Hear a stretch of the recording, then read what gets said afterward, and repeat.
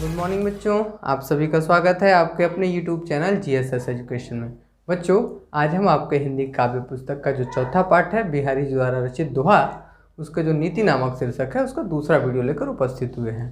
तो चलिए हम देखते हैं इस वीडियो में बाकी के जो 4 दोहे बचे हैं उसको हम कंप्लीट करने वाले हैं। ये वीडियो जो है 12वें दोहे से शुरू हो रहा है। 12वें दोहे में कवि बिहारी जी कह रहे हैं, बढ़त बढ़त संपत्ति सलील, मन सरोज बढ़ जाए, घटत घटत सु न फिर घटै, बर समिल कुम्हलाए। तो आइए इन पंक्तियों में कुछ शब्दों के अर्थ देखते हैं। बढ़ना का अर्थ आप जानते ही हैं, बढ़ना से वृद्धि करना से है। संपत्ति माने धन होता है, सलील माने जल होता है। संपत्ति सलील यानी धन रूपी जल। मन आप जानते ही हैं, सरोज माने कमल, मन रूपी कमल। बढ़ जाए माने वृद्धि कर जाता है, बढ़ जाता है। घटत माने घटना है, सु माने फिर से, फिर माने फिर से, घटे माने घटना कम होना, बरु माने बल्कि, समूल माने जड़ सहित, कुमलाए माने नष्ट हो जाना होता है। तो ये रहा कुछ शब्दों के अर्थ। अब आप देखते हैं यहाँ पे संदर्भ पूर्वक है, यानी जो नीति शीर्षक का पहला वीडियो है उसमें आप संदर्भ देख लेंगे। प्रसंग क्या है?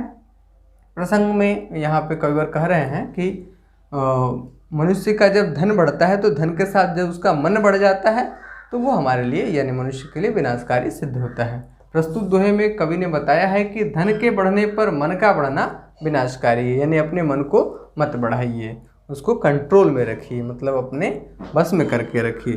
तो ये रहा प्रसंग। व्याख्या पे भी हम चर्चा करेंगे, तब तक काव्यगत सौंदर्य देख लेते हैं। रस क्या है? यहाँ पे शांत रस है। छंद दोहा छंद है। भाषा ब्रज भाषा है। गुण यहाँ पर प्रसाद है। शैली मुक्तक शैली है। अलंकार जो है पुनरुक्ति प्रकाश और रूपक अलंकार है। तो आइए देखते हैं कहाँ कहाँ पे है ये। पुनरुक्ति प्रकाश बढ़त बढ़त और घटत घटत में पुनरुक्ति प्रकाश देखने को मिलेगा।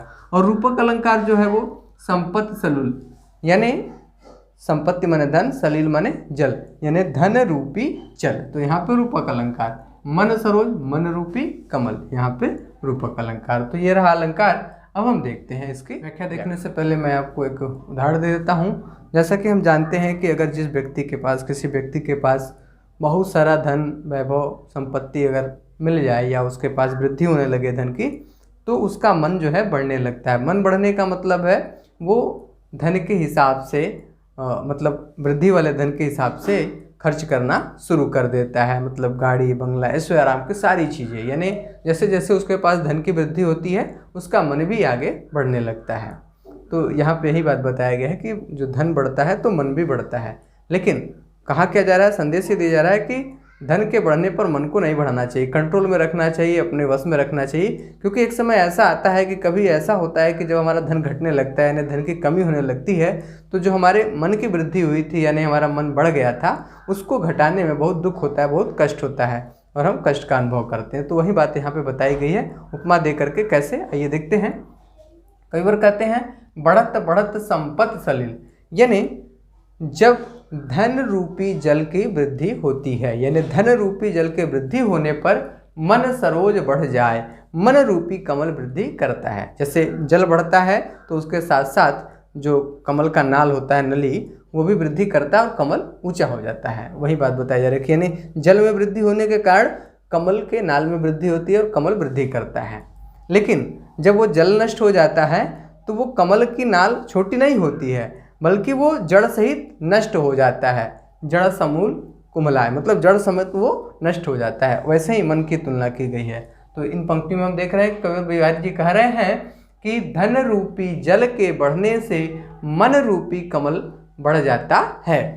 परंतु इस वाले लाइन बता रहे हैं कि परंतु जब जल कम होता है, यानी धन रूपी जल कम होता है, घट जाता है, तो मन रूपी कमल घटता नहीं है, बल्कि वो जड़ सहित नष्ट हो जाता है। मतलब मन जो है वो कम नहीं होता है, घटता नहीं है, बल्कि वो नष्ट हो जाता है। कहने का मतलब दुखी हो जाता है, अनेक प्रकार की बाधाओं में वो ग्रसित हो जाता है, तमाम तरह के उसको परेशानियां होने लगती है। तो यही बात यहाँ पे कवि बिहारी जी समझा रहे हैं कि यदि हमारे पास धन की वृद्धि हो तो हमें मन को अनावश्यक बढ़ा नहीं लेना चाहिए, हमें अपने मन को बस में रखना चाहिए और आवश्यकता के अनुसार ही उस धन का उपयोग करना चाहिए। ऐसी बात यहाँ पे समझाई जा रही है, क्योंकि हमें पता है कि जब जल की वृद्धि होती है तो कमल की भी वृद्धि होती है, परंतु जब जल घटता है तो कमल घटता नहीं है, बल्कि वो नष्ट हो जाता है। ठीक उसी प्रकार से धन की वृद्धि हो तो मन को बढ़ाना नहीं चाहिए, अन्यथा जब धन घटेगा तो मन जो हमारा दुख में चला जाएगा, कष्ट में चला जाएगा। यही बात यहाँ पे 12वें दोहे में कवि बिहारी जी समझा रहे हैं। तो आप इसे सुनकर समझकर अपने सरल भाषा में लिखेंगे। अब हम देखते हैं कवि बिहारी जी कह रहे हैं, जौ चाहत चटक न घटै मैलो होई न मित, रज राजस न छुआई तो नेह चिकनो चित। आइए इन पंक्तियों में कुछ शब्दों के अर्थ देखते हैं। चाहत का मतलब तो आप समझते ही हैं, चाहत का मतलब स्नेह प्रेम से है। चटक का मतलब चमकीलापन से है। घटय का मतलब घटना से है। मैलो माने मैला या दोष युक्त। मित्र का अर्थ मित्रता से है। रज का अर्थ होता है धूल। राजस्व माने रजोगुण। रजोगुण क्या होता है आगे मैं आपको बताऊंगा। नेह का मतलब प्रेम।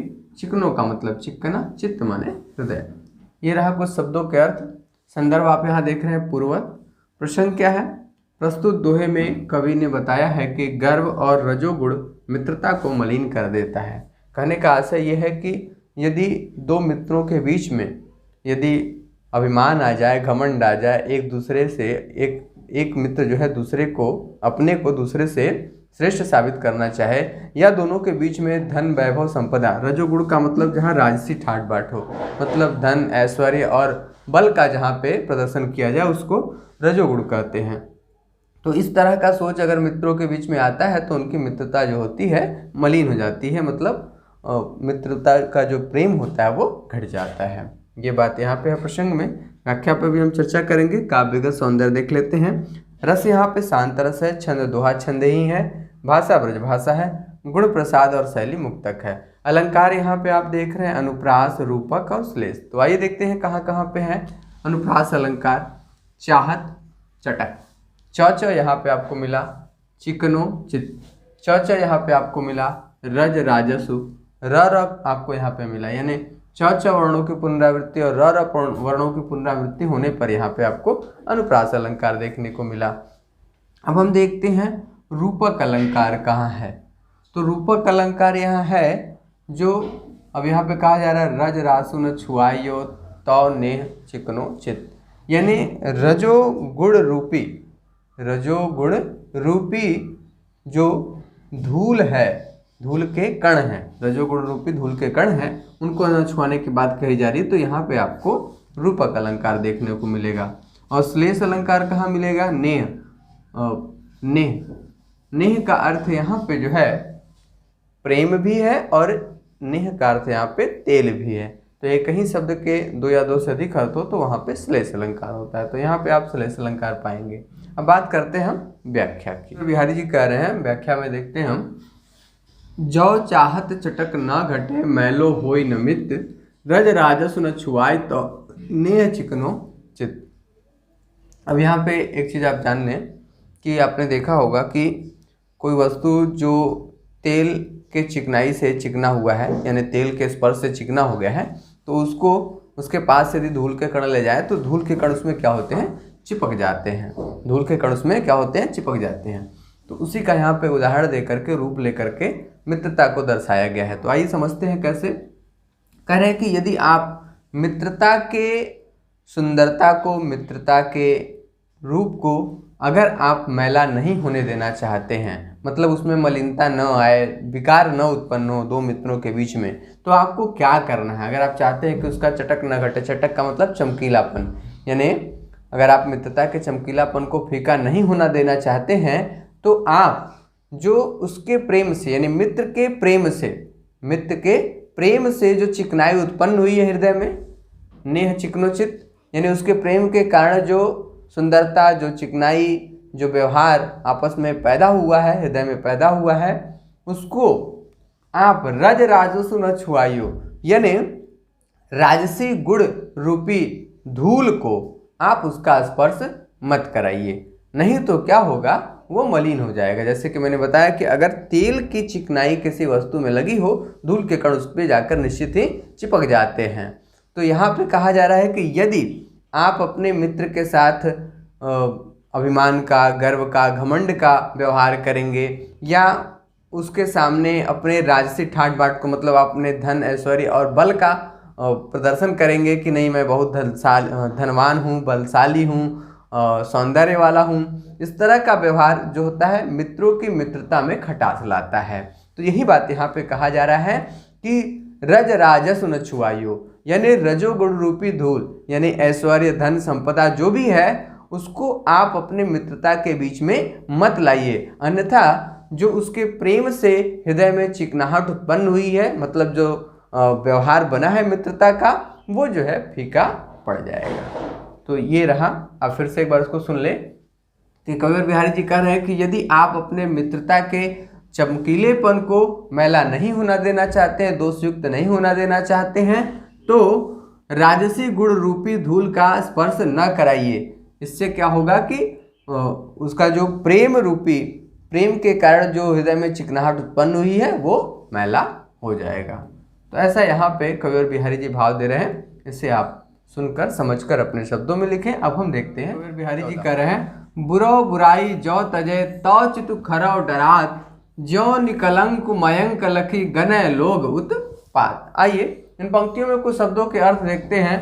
बुरा का अर्थ बुरे लोग से है, दुष्ट व्यक्ति से है। बुराई आप जानते ही हैं, तजय माने छोड़ना होता है, चित्त माने हृदय, खरा माने क्या होता है, शुद्ध या सही, डरात माने डरते हैं, ज्यो माने जिस प्रकार, निकलंक माने निष्कलंक बिना कलंक के, मयंक माने चंद्रमा, लखी माने देखकर, गनय माने आशा करना, अनुमान लगाना, लोग माने व्यक्ति, उत्पात माने आशंका का।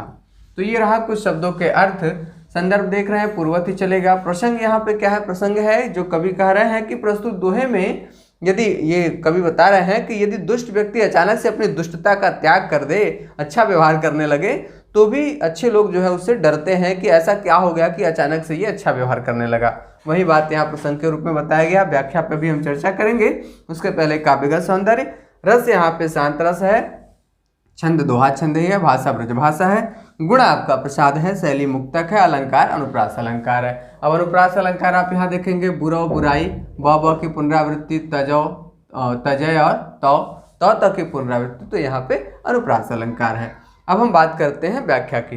तो कविवर बिहारी जी कह रहे हैं कि यदि बुरा व्यक्ति अपनी बुराई को अचानक से त्याग दे और अच्छा व्यवहार करने लगे, तो भी तो चित्त खरो डरा, तो भी अच्छे हृदय वाले व्यक्ति यानी शुद्ध मन वाले व्यक्ति यानी अच्छे लोग जो है उसके अचानक इस बदले व्यवहार से डरते हैं। किस प्रकार डरते हैं, जिस प्रकार निकलंक मयंक लखी गनय लोग उत्पात, जिस प्रकार की पूर्णमासी के दिन किसी भी पूर्णमासी के दिन चंद्रमा जब पूरा निकलता है तो कभी ऐसा आता है कि अचानक से चंद्रमा निष्कलंक हो जाता है, मतलब उसमें कोई दाग नहीं रहता, उसके ऊपर कोई धब्बा नहीं रहता है। तो जिस दिन ऐसा लोग देख लेते हैं तो ऐसा मानने लगते हैं कि आने वाले समय में कोई न कोई दैवी उत्पात होने वाले हैं, कोई न कोई दैवी दुर्घटना होने वाली है। तो यहाँ पर लिखा है ना, जो निकलंक मयंक लखी गनय लोग उत्पात, यदि निष्कलंक चंद्रमा को लोग देखते हैं तो आशा करते हैं या अनुमान लगाते हैं लोग कि कोई न कोई उत्पात होने वाला है, कोई न कोई अनिष्ट होने वाला है।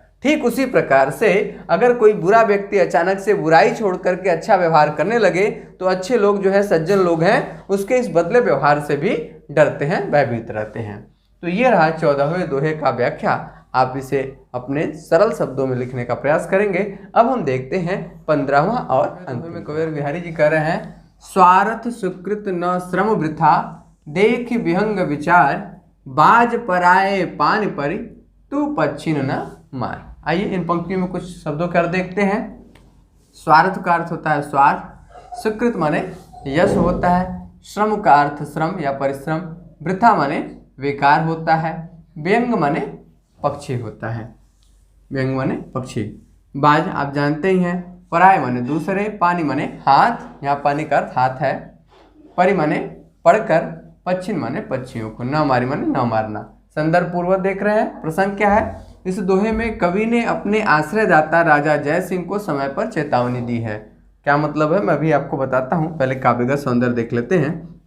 काव्यगत सौंदर्य में रस शांत रस है, छंद दोहा छंद है, भाषा ब्रजभाषा है, गुण प्रसाद है, शैली मुक्तक है, अलंकार अनुप्रास और श्लेष अलंकार है। अब अनुप्रास कहाँ देख सकते हैं आप, अनुप्रास आप देखिए यहाँ पे है, विहंग विचारी, ब की पुनरावृत्ति है, प पराय पानी परी, इसमें प की पुनरावृत्ति, तो यहाँ पे अनुप्रास अलंकार। अब श्लेष अलंकार क्या है, श्लेष अलंकार यहाँ समझ सकते हैं हम, बाज बाज का एक अर्थ बाज पक्षी से है और दूसरा अर्थ राजा जय सिंह से है। तो यहाँ पे आपको श्लेष अलंकार देखने को मिलेगा। पच्छिन का अर्थ यहाँ पे जो है एक पच्छिन का मतलब जो है पक्षी से है और एक पच्छिन का अर्थ जो है पक्ष वाले से, मतलब अपने पक्ष वाले से। क्या मतलब है इसका मैं भी आपको समझाता हूँ। चलिए देखते हैं। यहाँ जो कविवर बिहारी जी कह रहे हैं, पहले मैं आपको बता दूं कि कविवर बिहारी जो थे राजा जयसिंह के दरबारी कवि थे। राजा जयसिंह एक हिंदू राजा थे और उन्हीं के समय में औरंगजेब एक मुगल शासक थे। तो यहाँ पे मुगल शासक के बस में होकर के राजा जयसिंह बाकी अन्य हिंदू राजाओं का वध करते थे, उनको मारते थे। अब क्या होता था कि जब वो उनको मारते थे राजा जयसिंह औरंगजेब के कहने कारण, तो जो भी अन्य राजाओं को जो मारते थे उनका धन संपदा साम्राज्य वो सब किसके पास चला जाता था? औरंगजेब के पास चला जाता था। उससे राजा जयसिंह को कोई लाभ नहीं होता था, परंतु राजा जयसिंह औरंगजेब के बस में होने के कारण उनके इन कार्यों को करता था। तो उसी बात की चेतावनी देते हुए कविवर बिहारी जी राजा जयसिंह को चेतावनी देते हुए कह रहे हैं, क्या कह रहे हैं कि स्वार्थ स्वीकृत न श्रम वृथा देख विहंग विचार, यानी जो कार्य आप कर रहे हैं उस कार्य में आपका कोई स्वार्थ नहीं, मतलब आपके स्वार्थ की सिद्धि होने वाली नहीं है, नहीं आपको कोई यश प्राप्त होने वाला है, आपका श्रम जो है बेकार है। इन पक्षियों को देखकर विचार करिए आप, ये आपके ही पक्ष वाले हैं, हिंदू धर्म वाले हैं। आप दूसरे के हाथ में, हे बाज यानी हे राजा जयसिंह, आप पराए हाथ में पड़ करके तुम इन पक्षियों का वध मत करो, यानी इन लोगों को मत मारो। ऐसा यहाँ पे राजा जय सिंह को चेतावनी दे रहे हैं कविवर बिहारी जी। फिर से आप इसको समझ लेंगे। पहले आप कहानी को पूरी अच्छी तरह समझ लें। क्या था कहानी? कहानी ये था कि राजा जय सिंह औरंगजेब के बस में थे। औरंगजेब एक मुगल शासक थे, राजा जय सिंह एक हिंदू शासक थे और कविवर बिहारी जी जो हैं राजा जय सिंह के दरबारी कवि थे। तो यहाँ पे क्या है, राजा जय सिंह औरंगजेब के बस में होने के कारण अन्य अपने राज्य के या अपने आसपास के राजाओं को वध करते थे, मारते थे, उनके धन दौलत को लूट करके औरंगजेब को लौटा देते थे। तो यही बात यहाँ पे कविवर बिहारी जी राजा जय सिंह को चेतावनी देते हुए समझा रहे हैं कि हे बाज, तुम अपने मालिक के हाथ में पड़ करके व्यर्थ में श्रम मत करो, क्योंकि उसमें तुम्हारे स्वार्थ की सिद्धि नहीं होगी, नहीं तुम्हारी यश होगी, नहीं कोई कीर्ति होगी। जो तुम कार्य कर रहे हो उसका फल तुम्हें नहीं बल्कि तुम्हारे मालिक को मिलने वाला है, इसमें तुम्हें कोई हिस्सा नहीं मिलने वाला है। तो यही बात यहाँ पे राजा जय सिंह को चेतावनी के रूप में कविवर बिहारी जी बता रहे हैं। इसे सुनिए, समझिए और अपने शब्दों में लिखिए। अब हम आज के वीडियो में इतना ही, अब हम अगले वीडियो में मिलते हैं, तब तक आप इसे पढ़ते रहें। धन्यवाद।